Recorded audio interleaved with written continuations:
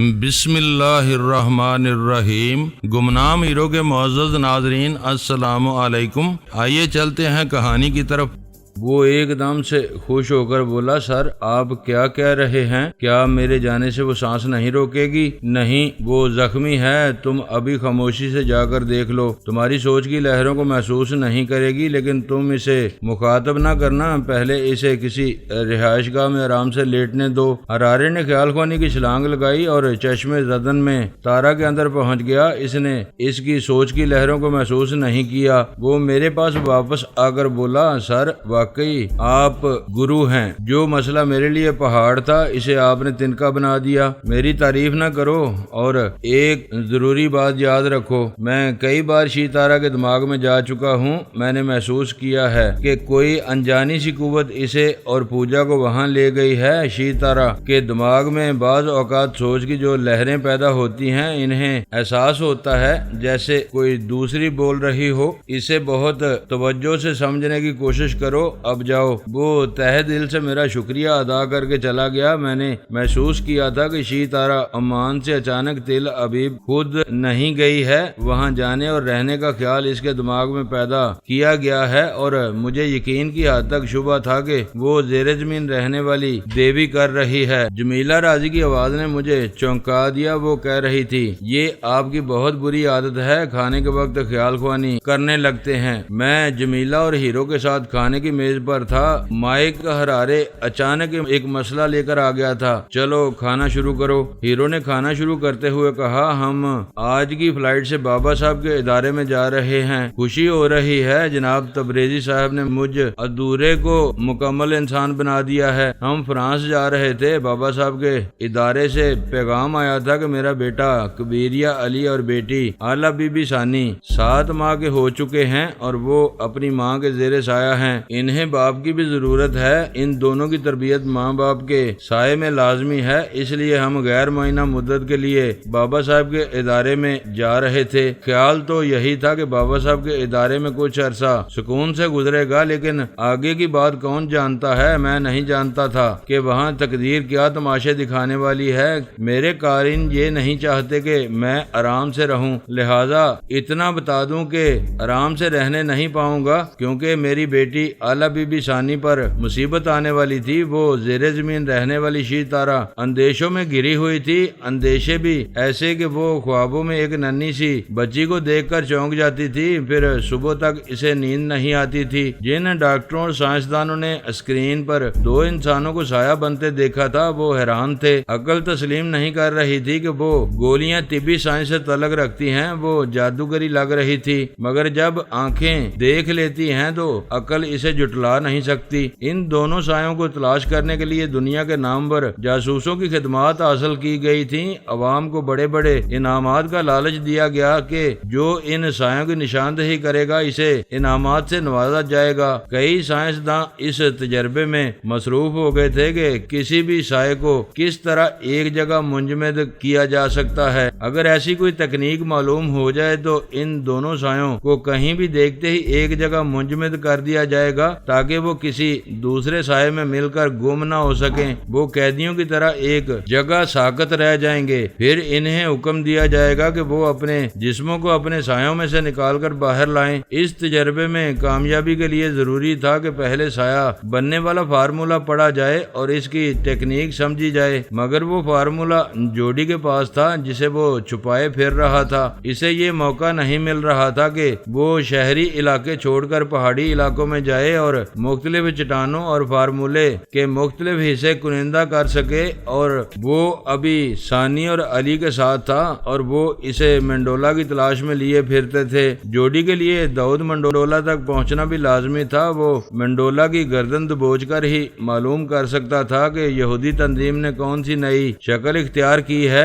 اور اس کے تمام ٹیلی پیتھی جاننے والوں نے کون سا نیا لب و لہجہ اپنایا ہے۔ اب یہ اطلاع بھی عام ہو گئی تھی کہ جو جوڈی کا سایہ اسرائیل کے شہر تل ابیب پہنچا ہوا ہے۔ اس اطلاع کے بعد تمام بین الاقوامی شہرت رکھنے والے جاسوس وہاں آ رہے تھے۔ دنیا کے تمام بڑے اخباروں کے رپورٹر اور فوٹوگرافرز وہاں جمع ہو رہے تھے۔ دوسرے سائے کا چرچا زیادہ تھا کہ وہ کس ملک یا کس شہر میں ہے۔ ایسے ہی وقت اسرائیل کی ایک سرکس کمپنی نے اعلان کیا کہ وہ دوسرے دن کے شوز میں ایک عجیب و غریب تماشا پیش کر رہی ہے۔ سرکس کے کمالات دکھانے والوں میں ایک ایسا باکمال انسان بھی ہے جو نظر نہیں آتا، صرف اس کا سایہ دکھائی دیتا ہے۔ وہ سایہ نہایت ہی دلچسپ تماشے دکھاتا ہے۔ سرکس کمپنی کی اس پبلسٹی نے تہلکہ مچا دیا۔ مملکت اسرائیل میں کھلبلی مچ گئی۔ پولیس، فوج اور انٹیلیجنس کے لوگوں نے فوراً ہی اس کمپنی کا گھیراؤ کیا اور اس کے مالک کو گرفتار کر کے پوچھا وہ سایہ کہاں ہے۔ وہ اسی شہر میں کہیں ہے، پچھلی صبح وہ میرے پاس آیا تھا، مجھ سے کہنے لگا کہ وہ بھی آئندہ ہمارے تمام شوز میں اپنے کرتب دکھائے گا۔ میں نے اس سے کہا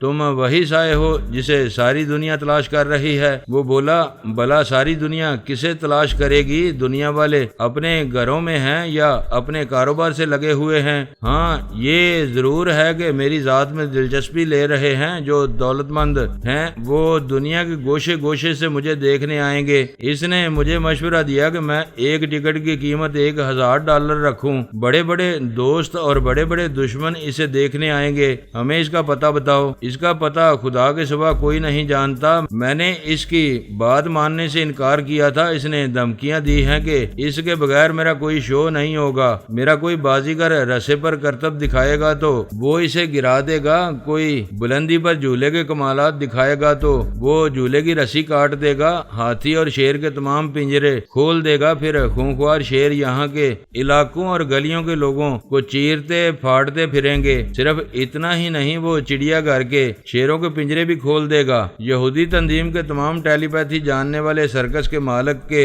دماغ میں پہنچے ہوئے تھے۔ مائک ہرارے پاشا، شیتارا پوجا اور جوڈی نارمن بھی پہنچا ہوا تھا۔ اس سائے کو حیرانی تھی کہ دوسرا سایہ خود کو کیوں ظاہر کر رہا ہے۔ میری ٹیلی پیتھی جاننے والوں میں صرف مجھے اور ثانی کو معلوم تھا کہ یہ پارس کی شرارت ہے اور شرارت کے ذریعے وہ کچھ کر گزرنے والا ہے۔ اسرائیل کے اعلیٰ فوجی افسروں نے حکم دیا کہ سرکس کا شو ضرور ہوگا تاکہ وہ اس سائے کو دیکھ سکیں، لیکن پہلا شو صرف فوج کے اعلیٰ حکام، پولیس اور انٹیلیجنس والوں کے لیے مخصوص رہے گا۔ عام تماشائیوں کے لیے دوسرا اور تیسرا شو رکھا جائے گا۔ سرکس کے مالک نے ان کا یہ حکم سر جھکا کر تسلیم کر لیا۔ پتہ چلا کہ کئی ممالک کے اکابرین اپنے خصوصی جہاز اور ہیلی کاپٹرز میں اس سائے کو اپنی آنکھوں سے دیکھنے آ رہے ہیں، لہذا ان کے لیے بھی خاص نشستوں کے انتظامات کیے گئے۔ ملکی اور غیر ملکی پریس والے بھی شور مچا رہے تھے کہ انہیں پہلے شو میں آنے کا موقع دیا جائے، لیکن سرکس کے اطراف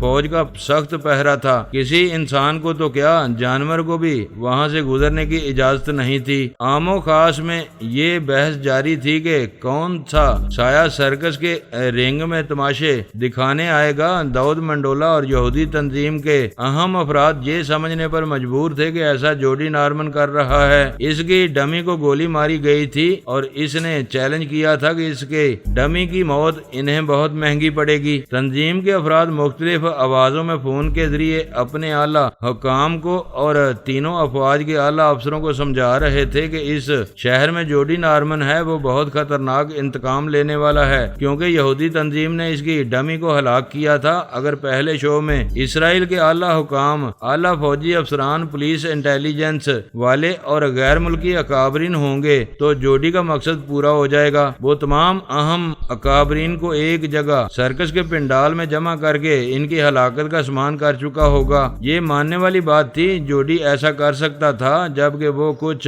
نہیں کر رہا تھا۔ ادھر یہودی تنظیم والوں کے لیے یہ مشکل پیدا ہو گئی تھی کہ اسرائیل کے تمام اکابرین انہیں یہودی تنظیم کے افراد تسلیم نہیں کر رہے تھے کیونکہ انہوں نے اپنا لب و لہجہ بدل دیا تھا۔ دوسری آواز میں بول رہے تھے، اب اسرائیل میں برین آدم انٹیلیجنس کے چیف کی حیثیت سے نہیں رہا تھا۔ اس کے بارے میں یہ معلوم ہوا کہ وہ اپنے عہدے سے استعفیٰ دے کر فرانس چلا گیا ہے۔ الپا ٹیری آدم ٹالبوٹ اور منارو خیال خوانی کے ذریعے چند حکام اور فوجی افسران کو سرکس میں جانے سے روک سکتے تھے، لیکن جانے والوں کی تعداد سینکڑوں میں تھی۔ ان میں غیر ملکی معزز اکابرین بھی تھے وہ ان سب کو نہیں روک سکتے تھے۔ داؤد منڈولا تنظیم کے تمام افراد کے دماغوں میں پہنچ کر کہہ رہا تھا، ہم اپنے تمام اکابرین کو قائل نہیں کر سکیں گے، اب ایک ہی طریقہ رہ گیا ہے کہ سرکس کا شو نہ ہونے دیا جائے۔ اس شو کے شروع ہونے میں ابھی 6 گھنٹے ہیں، ہم وہاں پہرا دینے والے چند فوجی جوانوں کے ذریعے بم کے دھماکے اور دہشت گردی شروع کر دیں، اپنے اعلی کاروں کے ذریعے وہاں جتنے شیر پنجروں میں ہیں انہیں گولی مار دیں، ہم جوڈی کو اتنی خطرناک انتقامی کارروائی سے اسی طرح روک سکتے ہیں اور اپنے ملک کے تمام بڑوں کو اسی طرح موت سے بچا سکتے ہیں۔ جوڈی نارمن کے فرشتوں نے بھی یہ نہ سوچا تھا کہ وہ تمام بڑوں کو ایک پنڈال میں جمع کر کے انتقامی کارروائی کر سکتا ہے۔ وہ ثانی اور علی کے ساتھ ان کی رہائش گاہ میں تھا اور حیرانی سے کہہ رہا تھا، یہ دوسرا سایہ میرے پیچھے یہاں تک آ گیا ہے اور پتہ نہیں کیوں ایسی احمقانہ حرکت کر رہا ہے۔ اس سایہ کو میری طرح رپوش رہنا چاہیے تھا، لیکن وہ تمام حکام اور فوج کی موجودگی میں خود کو ظاہر کر رہا ہے۔ علی نے کہا، بظاہر تو یہ اس کی حماقت ہی لگتی ہے، لیکن دوسرے پہلو سے سوچو، وہ خود کو نہیں تمہیں ظاہر کر رہا ہے۔ یہ تم کیا کہہ رہی ہو؟ وہی جو تمہاری سمجھ میں نہیں آ رہا۔ دوست یا دشمن کوئی نہیں جانتا کہ وہ دوسرا سایہ کون ہے۔ یہودی تنظیم اور دوسرے اکابرین تو صرف تمہارے بارے میں جانتے ہیں کہ تم اسی شہر میں موجود ہو۔ اب ذرا غور کرو، وہ سایہ خود کو نہیں تمہیں پیش کر رہا ہے۔ اس طرح احمقانہ انداز میں خود کو یا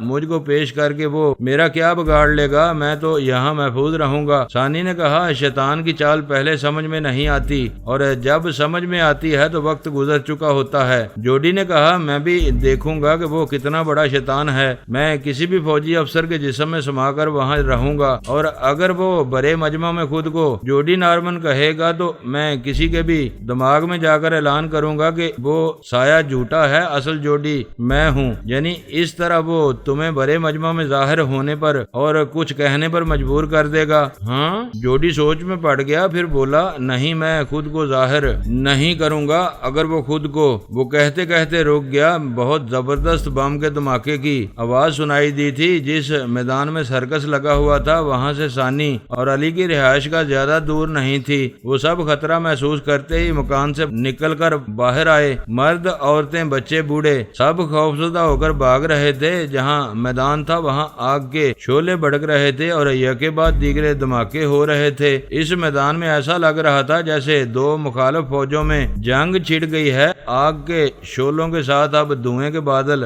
آسمان کی طرف اٹھ رہے تھے۔ ایسی افراتفری اور بھاگ دوڑ کے دوران ثانی نے ایک جگہ رک کر پارس کو مخاطب کیا اور کوڈ ورڈز ادا کرنے کے بعد پوچھا، اے بدماش، یہ سرکس کے میدان میں کیا ہو رہا ہے؟ میں کیا کہہ سکتا ہوں؟ اکثر قوموں کو آپس میں لڑنے مرنے کا شوق ہوتا ہے، یہ یہودی بھی آپس میں یہی کھیل کھیل رہے ہیں۔ صاف صاف کہو، معاملہ کیا ہے؟ یہودی تنظیم حب الوطنی دکھا رہی ہے۔ یہ تنظیم نہیں چاہتی کہ اسرائیلی اکابرین اور غیر ملکی مہمان سرکس میں جائیں اور وہاں جوڈی نارمن اپنے چیلنج کے مطابق اس ایک پنڈال کے سائے میں تمام بڑوں کو ختم کر دے۔ چونکہ تنظیم نے اپنا تشخص، اپنا لب و لہجہ اور طریقہ کار بدل دیا ہے، برین آدم بھی تبدیل ہو گیا ہے، اس لیے اسرائیلی اکابرین ان کی یہ بات تسلیم کرنے کو تیار نہیں تھے کہ وہ سایہ سرکس میں کوئی گڑبڑ کرے گا۔ چونکہ تمام اکابرین کی سلامتی ضروری تھی، اس لیے یہودی تنظیم کے تمام خیال خوانی کرنے والے اس سرکس کو بموں کے دھماکوں سے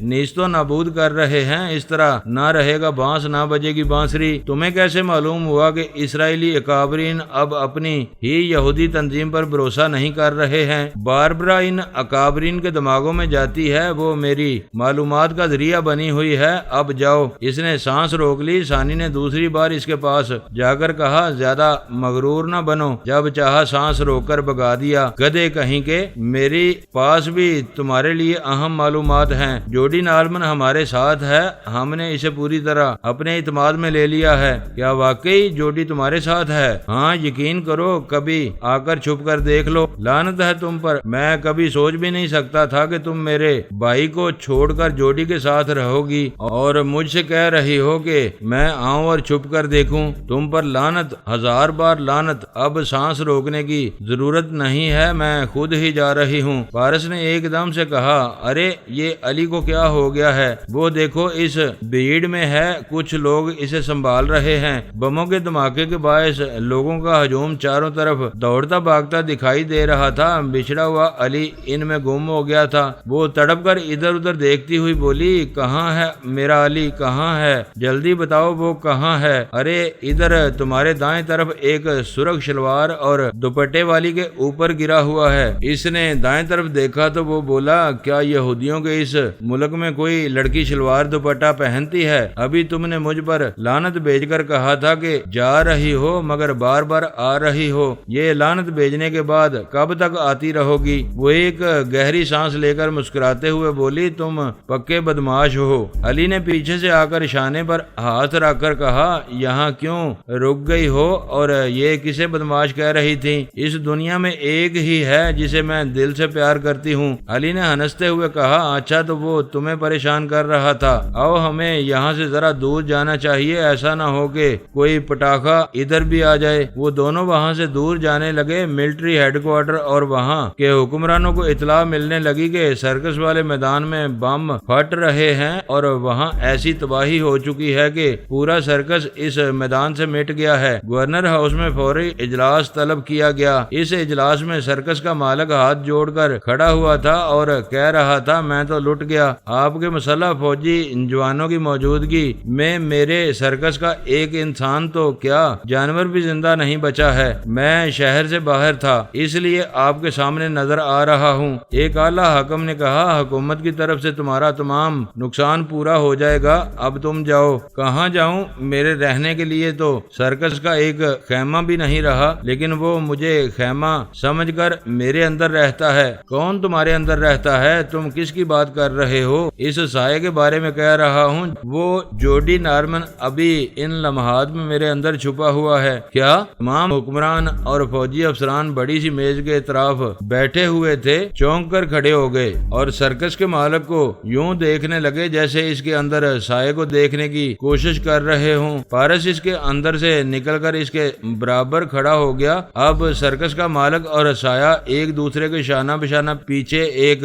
دیوار پر نظر آ رہے تھے۔ پارس نے جوڈی کی آواز اور لہجے میں کہا، میں چاہتا تھا یہاں یہودی تنظیم کا سربراہ بن جاؤں، مگر پتا چلا کہ داؤد منڈولا اور ایک پراسرار دیوی نے یہودی تنظیم کے تمام اہم افراد کو مار ڈالا۔ برین آدم استعفیٰ دے کر فرانس جا رہا تھا، اسے بھی ختم کر دیا گیا۔ اب منڈولا نے ایک جعلی یہودی تنظیم بنائی ہے اور یہ تاثر دے رہے ہیں کہ انہوں نے لب و لہجہ اپنی اپنی شخصیت اور کبھی تمہارے دماغوں میں آ کر سمجھا رہے تھے کہ سرکس دیکھنے نہ جاؤ ورنہ جوڈی نارمن تم سب کو ایک ہی جگہ ہلاک کر دے گا۔ کئی حکمرانوں اور فوجی افسروں نے تائید میں کہا کہ ان سے چاند خیال خوانی کرنے والوں نے ایسی باتیں کہی تھیں۔ پارس نے کہا، آپ حضرات نے انہیں یہودی تنظیم کے افراد ماننے سے انکار کر دیا اور سرکس میں جانے کے فیصلے پر قائم رہے۔ جب انہوں نے دیکھا کہ آپ لوگ دانش مند ہیں اور ان کے بہکائے میں نہیں آ رہے ہیں تو انہوں نے مجھے بدنام کرنے کے لیے خیال خوانی کے ذریعے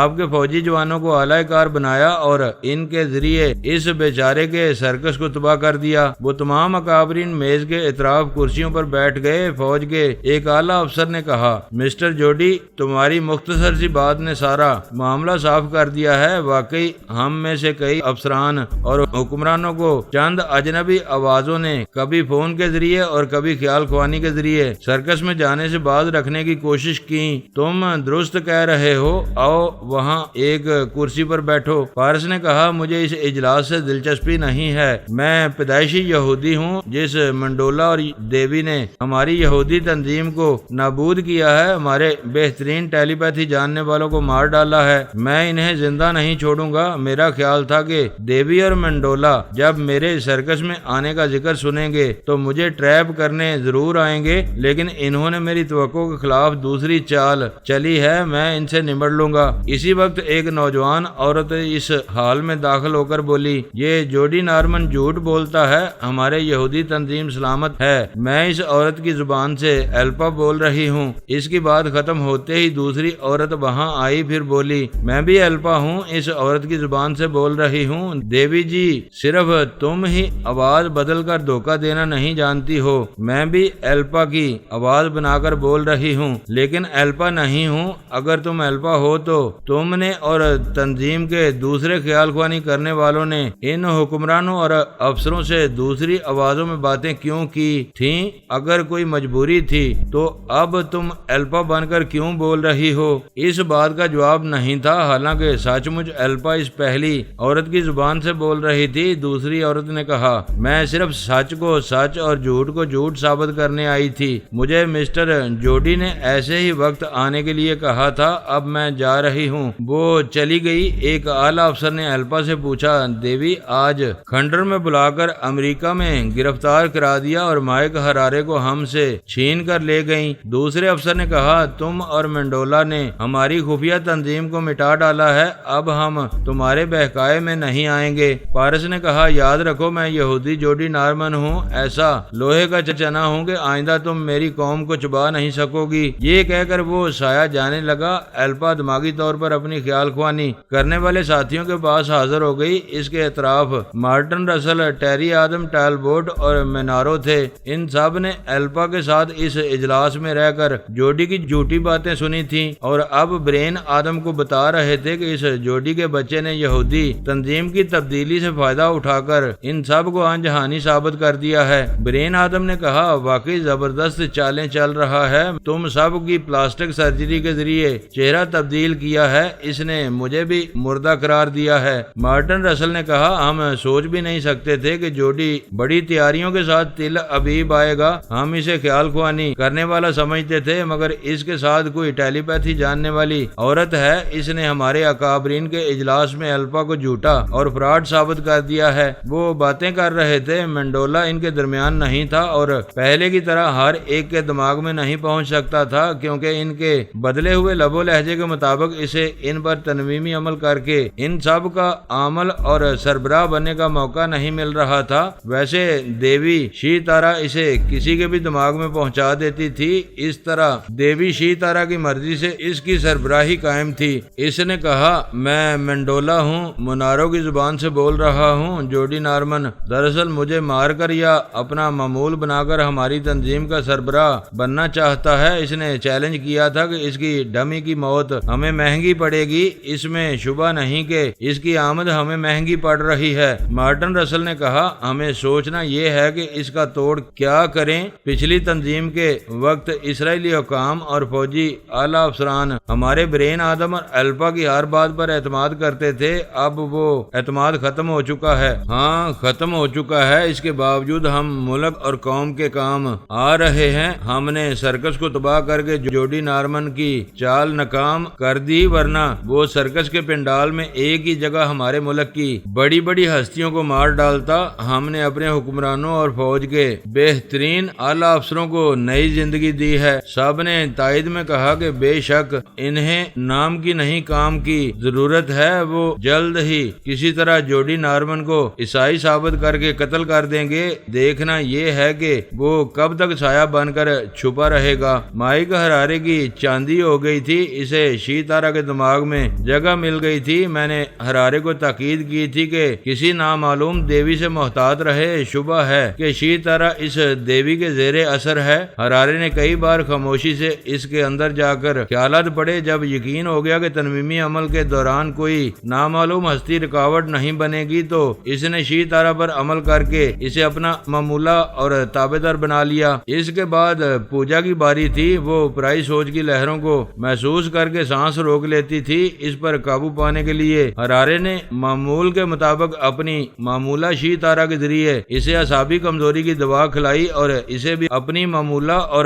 تابعدار بنا لیا۔ اس نے زبردست کامیابی حاصل کرنے کے بعد میرے پاس خیال خوانی کے ذریعے آ کر شکریہ ادا کیا۔ میں نے کہا، تمہیں کئی بار سمجھایا ہے کہ تکلف نہ کیا کرو، آئندہ شکریہ ادا نہ کرنا۔ اب سپر ماسٹر کے پاس جاؤ اور اسے بتاؤ کہ سپر ماسٹر اور فوج کے اعلیٰ افسران کی بے جا پابندیوں سے دور رہ کر کس طرح کامیابیاں حاصل کر رہے ہو۔ اس نے ایک فوجی جوان کے اندر رہ کر سپر ماسٹر کے پاس جا کر کہا، میں اس فوجی جوان کی زبان سے مائک ہرارے بول رہا ہوں، یہاں فوج کے اعلیٰ افسران بھی موجود ہیں۔ میں آپ سب کو خوشخبری سناتا ہوں کہ میں نے صرف پوجا کو ہی واپس حاصل نہیں کیا بلکہ شی تارا کے دماغ پر بھی قبضہ جما لیا ہے۔ یہ خوشخبری ایسی تھی کہ سب خوش ہو گئے اور مائک ہرارے کی تعریف کرنے لگے۔ سپر ماسٹر نے اپنے دفتر میں 2 عورتوں کو کو بلایا۔ ایک عورت کی زبان سے پوجا نے کہا، میں نہیں جانتی کہ کس نے مجھ پر تنویمی عمل کر کے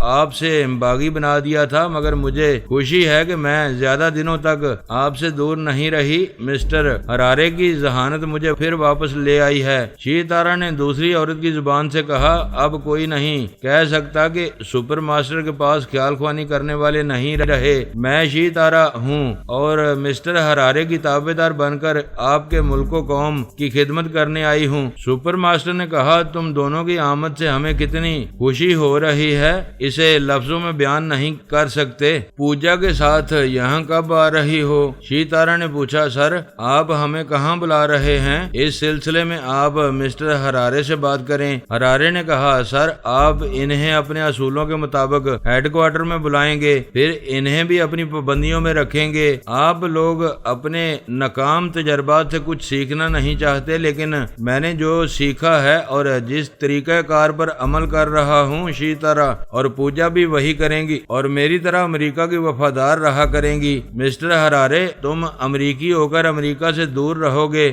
ہم سینئر افسران ہیں، ہمارے احکامات پر عمل نہیں کرو گے تو یہ ہمارے ملک کو نقصان پہنچانے والی بات ہوگی۔ جب تک میں زندہ ہوں اپنے ملک کو ذرا بھی نقصان نہیں پہنچنے دوں گا۔ جب بھی آپ کو میری خدمات کی ضرورت ہوگی آپ پاشا کے ذریعے مجھے بلا سکتے ہیں، میں شیتارا اور پوجا کے ساتھ آ جاؤں گا۔ سپر ماسٹر وغیرہ مجبور تھے، مائک ہرارے سے اپنے احکامات کی تعمیل نہیں کرا سکتے تھے۔ ایک اعلیٰ افسر نے کہا، چلو ٹھیک ہے، ہمیں صرف اپنے ملک و قوم کے مفادات پر نظر رکھنی ہے۔ مسٹر ہرارے نے ملک کے لیے پہلے کی طرح اب بھی بڑے کارنامے انجام دیے ہیں۔ دوسرے اعلیٰ افسران نے کہا، ہم نے صرف پوجا کو واپس لانے کو کہا۔ مسٹر ہرارے، شیتارا جیسی چلاک ٹیلی پیتھی جاننے والی کو بھی لے آئے۔ اگر یہ اسی طرح آزادی سے کام کر کے ہمارے ہاں ٹیلی پیتھی جاننے والوں کی تعداد بڑھاتے رہیں گے تو پھر ہمیں اور کیا چاہیے؟ جتنی ناکامیاں ہمارے حصے میں آئی تھیں اب اس سے زیادہ کامیابیاں نصیب ہوں گی۔ سپر ماسٹر نے کہا، ٹھیک ہے، ہم ٹیلی پیتھی کا شعبہ مسٹر ہرارے کے حوالے کرتے ہیں۔ ویسے تم نے ان دونوں کو کہاں سے حاصل کیا ہے؟ کیا یہ عمان میں تھیں؟ جی نہیں، یہ تل ابیب میں تھیں۔ ابھی مجھے بھی کچھ عرصہ یہاں رہنا چاہیے، میں جوڈی نارمن کو ٹریپ کرنے کی کوشش کروں گا۔ ہاں، وہاں سے اطلاع آئی ہے کہ ایک میدان میں سرکس کا جو بڑا سا عارضی اسٹینڈ بنا ہوا تھا وہاں کئی بموں کے دھماکے ہوئے ہیں۔ آخر معاملہ کیا ہے؟ مائک ہرارے نے کہا، میں نے بھی بہت دور سے دھماکے سنے ہیں، لیکن میں شیتارا اور پوجا پر عمل کرنے کے بعد ان دونوں کی نگرانی کر رہا تھا، اس لیے کچھ زیادہ معلوم نہ کر سکا۔ ویسے پورے اسرائیل میں جوڈی نارمن کا چرچا ہے، میں جا رہا ہوں، ابھی معلومات حاصل کروں گا۔ وہ شیتارا اور پوجا کے ساتھ تل ابیب کی ایک رہائش گاہ میں دماغی طور پر حاضر ہو گیا۔ وہ تینوں ڈرائنگ روم کے مختلف صوفوں پر بیٹھے ہوئے تھے۔ پوجا نے ہرارے سے کہا، آپ کا طریقہ کار بہت ہی معقول ہے، میں وہاں رہ کر دیکھ چکی ہوں۔ سپر ماسٹر اور فوج کے اعلیٰ افسران ایسے فوجی ڈسپلن پر عمل کراتے ہیں کہ ہم بیزار ہو جاتے ہیں۔ اب میں آپ کے ساتھ رہ کر آزادی سے کام کر سکوں گی۔ امریکہ میرا ملک ہے، میں صرف امریکی قوم کے مفادات کے لیے خیال خوانی کرتی رہوں گی۔ مائک ہرارے نے مسکرا کر کہا، میں جانتا ہوں تم بہت نیک، وفادار اور شرم و حیا والی ہو۔ اگر وہاں ہوتی تو سپر ماسٹر وغیرہ تم سے کوئی اہم کام کروانے کے لیے تمہیں دشمنوں کی آغوش میں پہنچا دیتے۔ یہاں تم میری چھوٹی بہن بن کر رہو گی۔ آپ بہت اچھے ہیں۔ آپ کی باتیں سن کر مجھے جیجا جی یاد آ رہے ہیں، وہ بھی مجھے اپنی چھوٹی بہن سمجھتے تھے۔ یہ جیجا جی تم پارس کو کہہ رہی ہو نا؟ جی ہاں، وہ مجھے بڑے بھائی کی طرح چاہتے ہیں۔ کیا آپ ان سے دشمنی کریں گے؟ میں فرحاد صاحب کے بیٹے سے تو کیا، ان کے کسی ملازم سے بھی دشمنی نہیں کر سکتا۔ ابھی میں جس آزادی اور کامیابی سے کام کر رہا ہوں یہ ان کا ہی بتایا ہوا راستہ ہے۔ وہ مجھے بہت ذہانت اور تجربات کی باتیں سمجھاتے ہیں۔ وہ انسان نہیں، فرشتہ ہیں۔ تمہاری زبان میں انہیں دیوتا کہنا چاہیے۔ ان کی باتوں کے دوران شیتارا کی آنکھوں میں آنسو آ گئے، وہ آنسو پونچھنے لگی۔ مائک ہرارے نے کہا، تمہیں رونا چاہیے، زندگی بھر رونا چاہیے۔ مجھے معلوم ہے تم نے ایک نہیں کئی بار اپنے چاہنے والے کو محبوب نہیں تابعدار بنانا چاہا، تمہیں کئی بار سنبھلنے کا موقع دیا گیا، تم سنبھلتی رہیں لیکن پھر بہکتی رہیں۔ کوئی مرد تمہاری محبت اور وفاداری پر بھروسہ نہیں کرے گا۔ وہ آنسو پونچھ کر بولی، میں اس سے جدا ہو چکی ہوں، وہ مجھ پر اب کبھی بھروسہ نہیں کرے گا۔ میری دلی خواہش ہے کہ وہ مجھے جدائی کی تڑپنے والی سزا نہ دے، مجھے جان سے مار ڈالے۔ ہرارے نے کہا، مرنے کی خواہش نہ کرو، جب تک زندگی ہے تب تک اتنے اچھے کام کرو کہ وہ روٹھنے والا تمہارا بہترین تبدیلیوں سے خوش ہو کر خود تمہیں گلے لگانے آ جائے۔ آپ بہت دانش مندانہ مشورہ دے رہے ہیں، میں آپ کے سائے میں رہ کر اپنے پارس کا دل جیتنے کی کوشش کروں گی۔ اگر دیکھا جائے تو شی تارا بے وفا نہیں تھی اور نہ ہی پارس تابعدار بنانا چاہتی تھی، لیکن صرف وہی نہیں، ہم بھی اس حقیقت سے بے خبر تھے کہ وہ بیچاری اصلی دیوی شی تارا کے زیر اثر تھی۔ اس کی مرضی کے مطابق پارس سے وہ دوستی اور محبت کرنے کے علاوہ بے اختیار دشمنی کرنے لگتی تھی۔ وہ نہیں جانتی تھی کہ کون سا کام اپنی مرضی سے کرتی ہے اور کون سا کام اس کے دماغ میں دیوی شی تارا ٹھونس دیتی ہے۔ اسے یہ بھی نہیں معلوم تھا کہ وہ امان کے اسپتال سے نکل کر اچانک پوجا کے ساتھ تل ابیب کیوں آ گئی تھی۔ ایسی دیوی شی تارا نے آنے پر مجبور کیا تھا اور اس کے ذہن میں یہ بات بٹھائی تھی کہ شاید تل ابیب جانے سے پارس مل جائے گا۔ دیوی شی تارا چاہتی تھی کہ داؤد منڈولا تنہا نہ رہے، اس کے پاس ایک خیال خوانی کرنے والی ڈمی شی تارا کا اضافہ ہو جائے، کیونکہ منڈولا کا مقابلہ اس جوڈی نارمن سے تھا اور صرف ٹیلی پیتھی ہی نہیں جانتا تھا بلکہ اس میں ایک سایہ بننے کی صلاحیت کا اضافہ بھی ہو گیا تھا۔ ڈمی شی تارا سانی اور علی کو پہچانتی تھی۔ دیوی شی تارا کا خیال تھا کہ وہ انہیں پہچان کر منڈولا کو ان سے محفوظ رکھ سکے گی۔ دوستو، ویڈیو کو لائک ضرور کر دیا کریں۔ ISI پاک آرمی زندہ باد، پاکستان پائندہ باد۔ معزز ناظرین، اپنا خیال رکھیے گا اور اپنے اس چینل کا بھی شکریہ۔